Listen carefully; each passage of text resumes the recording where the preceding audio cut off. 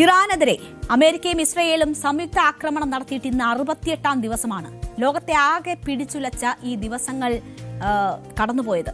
ഹോർമുസിൽ Iran പിടിമുറുക്കിയതോടെ പ്രകൃതിവാതകത്തിന്റെയും ഇന്ധനത്തിന്റെയും ക്ഷാമം രൂക്ഷമായി. ഹോർമുസിൽ സൈനിക നടപടിയിലേക്ക് അമേരിക്ക കടക്കാൻ തുടങ്ങിയതോടെ ഇറാൻ ഇന്നലെ ഗൾഫ് മേഖലയിലേക്ക് ആക്രമണം നടത്തി മുന്നറിയിപ്പ് നൽകി.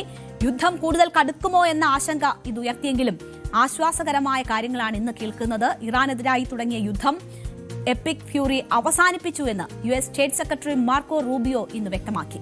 സമാധാന ചർച്ചകളിൽ പുരോഗതിയുണ്ടെന്ന് ട്രംപും പറയുന്നു. എന്താണ് ഒറ്റ രാത്രി കൊണ്ട് സംഭവിച്ചത് എന്നത് നമുക്ക് വിശദമായി നോക്കാം.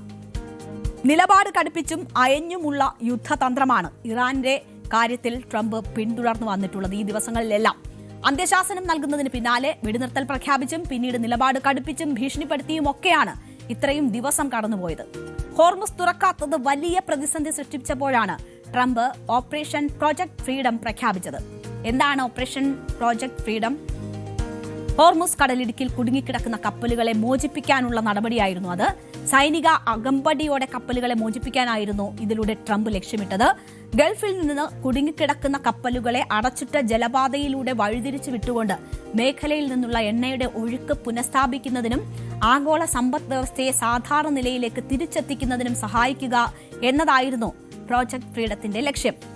എന്നാൽ ഇത് ഇറാനെ പ്രകോപിപ്പിച്ചു. നാവിക ഉപരോധത്തിന് പിന്നാലെ ഈ നീക്കം കൂടിയായതോടെ ഇറാൻ ഇതിന് മറുപടി നൽകാൻ നിർബന്ധിതരായി. ഇതിന് ബദലായി ഇറാൻ UAE-യിലെ ഫുജൈറ എണ്ണ വ്യവസായ മേഖലയിൽ ആക്രമണം നടത്തി. ഒരിടവേളയ്ക്ക് ശേഷം പശ്ചിമേഷ്യ വീണ്ടും പ്രക്ഷുബ്ധമായി. സാധാരണ ജനങ്ങൾ താമസിക്കുന്ന സ്ഥലങ്ങളെ ലക്ഷ്യമിട്ടാണ് ഇറാൻ ഡ്രോൺ മിസൈൽ ആക്രമണങ്ങൾ നടത്തിയത്. ഈ ആക്രമണത്തിൽ 3 ഇന്ത്യൻ പൌരന്മാർക്ക് പരിക്കേറ്റു. യാതൊരു പ്രകോപനവുമില്ലാതെ നടത്തിയ ഈ ആക്രമണങ്ങളെ UAE കടുത്ത ഭാഷയിൽ അപലപിച്ചു. ആക്രമണത്തെ ഇന്ത്യയും ശക്തമായി അപലപിച്ചു. അമേരിക്കയ്ക്കുള്ള മുന്നറിയിപ്പായിരുന്നു ഇറാന്റെ ഈ ആക്രമണം. പിന്നാലെയാണ് സുപ്രധാന പ്രഖ്യാപനങ്ങൾ ട്രംപും US സ്റ്റേറ്റ് സെക്രട്ടറി മാർക്കോ റൂബിയോയും നടത്തിയത്. എപ്പിക് ഫ്യൂറി അവസാനിപ്പിച്ചു എന്നതായിരുന്നു അതിലെ ഏറ്റവും പ്രധാന സന്ദേശം. ഇറാനെതിരായി തുടങ്ങിയ യുദ്ധം എപ്പിക് ഫ്യൂറി അവസാനിപ്പിച്ചു എന്ന് പ്രഖ്യാപിച്ചത് US state secretary Marco റൂബിയോയാണ്.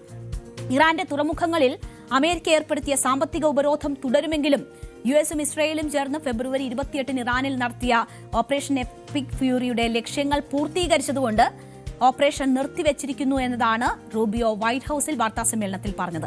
Iran സൈനിക നടപടിക്ക് മുതിർന്നാൽ കനത്ത തിരിച്ചടി നൽകുമെന്നും ഹോർമുസ് കടലിടുക്ക് തുറക്കുകയാണ് ഇനിയുള്ള ലക്ഷ്യമെന്നും റൂബിയോ കൂട്ടിച്ചേർത്തു. പിന്നാലെ എത്തി ട്രംപിന്റെ വാക്കുകൾ.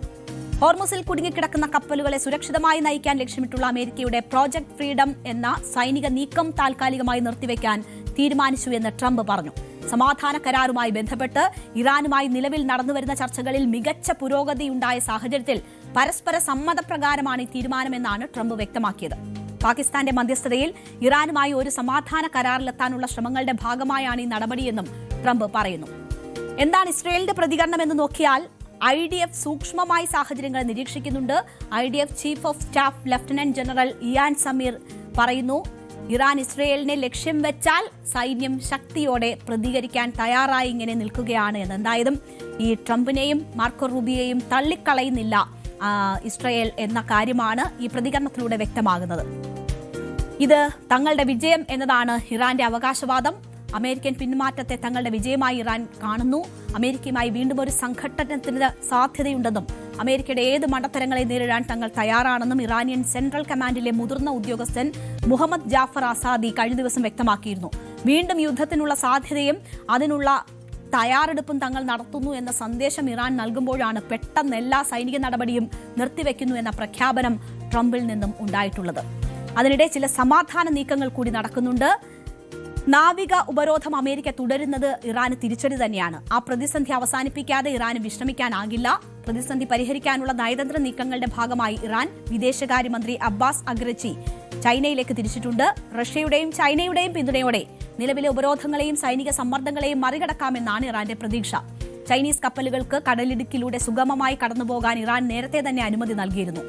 ആഗോള വിപണിയെയും എണ്ണവിലയെയും ബാധിക്കുന്ന ഈ തർക്കം പരിഹരിക്കാൻ ചൈന ഉൾപ്പെടെയുള്ള രാജ്യങ്ങളുമായി ചർച്ച നടത്താൻ ട്രംപ് ഭരണകൂടം ലക്ഷ്യമിടുന്നുണ്ട്. എന്തായാലും മേഖലയിൽ സമാധാനം പുനഃസ്ഥാപിക്കാനുള്ള ശ്രമങ്ങൾ നടക്കുമ്പോഴും ചരക്ക് കപ്പലുകൾക്ക് നേരെയുള്ള ആക്രമണങ്ങൾ ഇപ്പോഴും ആശങ്കയുണ്ടാക്കുന്നുണ്ട്. US-ന്റെ സൈനിക വിമാനം പേർഷ്യൻ കടലിടുക്കിൽ വെച്ച് കാണാതായ വാർത്തകളും ഒക്കെ വരുന്നുണ്ട്. വ്യക്തമായ ലക്ഷ്യങ്ങളില്ലാതെ തുടങ്ങിയ യുദ്ധമാണ്. ലോകരാഷ്ട്രങ്ങളെ ആകെ ദുരിതത്തിലാക്കിയിരിക്കുന്നു. ഇന്ന് നമ്മുടെ ഹോട്ടലുകൾ അടഞ്ഞുകിടക്കുകയാണ്. യുദ്ധത്തിന്റെ അനന്തരഫലമാണ് നമ്മളും അനുഭവിക്കുന്നത്. നിലവിൽ 805ഓളം വാണിജ്യ കപ്പലുകൾ ഗൾഫ് മേഖലയിൽ കുടുങ്ങിക്കിടക്കുകയാണ്. ഇന്ത്യക്കാരടക്കം 20,000-ഓളം ജീവനക്കാരും കുടുങ്ങിക്കിടക്കുകയാണ്. ഗൾഫ് മേഖലയിലെ ആശങ്ക, ജോലിയും അവസരവും നഷ്ടപ്പെട്ട മനുഷ്യർ, അങ്ങനെ ഒരുപാട് ദുരന്തങ്ങൾ സമ്മാനിച്ച 68 ദിവസമാണ് കടന്നുപോയിരിക്കുന്നത്. യുദ്ധം ഇപ്പോൾ കഴിഞ്ഞിരിക്കുന്നു എന്ന് അമേരിക്ക പറയുന്നു. അത് ശാശ്വതമാകട്ടെ, യുദ്ധം അവസാനിക്കട്ടെ, ശാശ്വത സമാധാനം പുലരട്ടെ എന്ന് നമുക്ക് ആശിക്കാം.